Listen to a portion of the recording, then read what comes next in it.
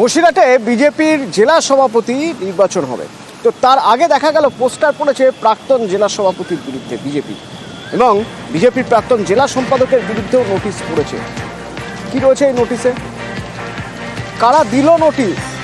অনুপম রয়েছে আমার সঙ্গে, সরাসরি বলতে পারবেন অনুপম?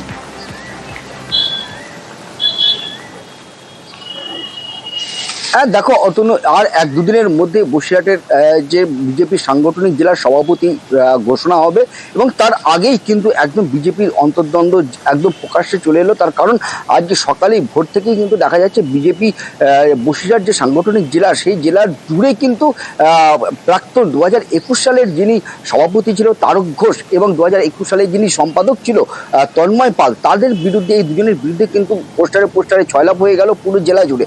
তাতে কি লেখা আছে? তাদের লেখা আছে যে তারক ঘোষ এবং তন্ময় পাল তারা টাকা তছরূপ করেছে এবং তৃণমূলের সঙ্গে যোগসাজশ করে তৃণমূলেরকে ভোটে জিতিয়েছে, এবং পাশাপাশি এটাও লেখা রয়েছে যে তারা কর্মীরা বিপদে পড়লে কর্মীদেরকে ভোটে ফোন ধরে না, এমনকি কর্মীদেরকে আজবাজে ভাষায় কথা বলে। এই কারণে তারা কর্মীরা কোনো রকমে এই দুজনকে জেলা সভাপতি হিসাবে চান না, এবং তলায় লেখা রয়েছে যে বিজেপি কর্মীবৃন্দ, এই নিয়েই কিন্তু কাজিয়া শুরু হয়েছে আজকে সকাল থেকে। যদিও জেলা সভাপতি, বিজেপির যে জেলা সভাপতি, তিনি যেটা দাবি করেছে যে এটা একদম তৃণমূলের ইচ্ছাকৃত বিজেপিকে ফাঁসানোর জন্য, বিজেপিকে বদনাম করার জন্য, এবং বিজেপির ভেতরে কর্মী সমর্থকদের মধ্যে ফাটল ধরানোর জন্য তৃণমূল এটা কারসাজি করে এই পোস্টারটা লাগিয়েছে। এটা কিন্তু যাদের বিরুদ্ধে কি বলছেন তারা শুনবো। ধন্যবাদ। এখন তো আমার জানা নেই, যেটা আমি খোঁজ খবর নিচ্ছি। বাকি যে বিষয়ে অভিযোগ তুলে পোস্টার করেছে, এটা কারা করেছে আমি তো জানি না।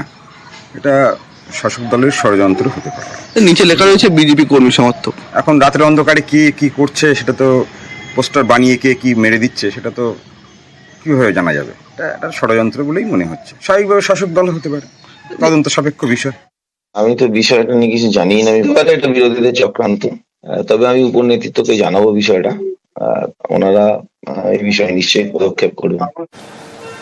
বিজেপি জেলা নেতৃত্ব মানতে চাইছে না যে এটা দলীয় কোন্দল, বরং তারা বলছেন এটা তৃণমূলের কারসাজি, আর তৃণমূল সে অভিযোগ মানতে নারাজ। আমার মনে হয় গোষ্ঠীদ্বন্দ্বের প্রকাশ না, এটা বিরোধীদেরই চক্রান্ত। এরা এই জেলা সভাপতির নির্বাচনে মানুষের পছন্দ অপছন্দের দৌড়ে আছে।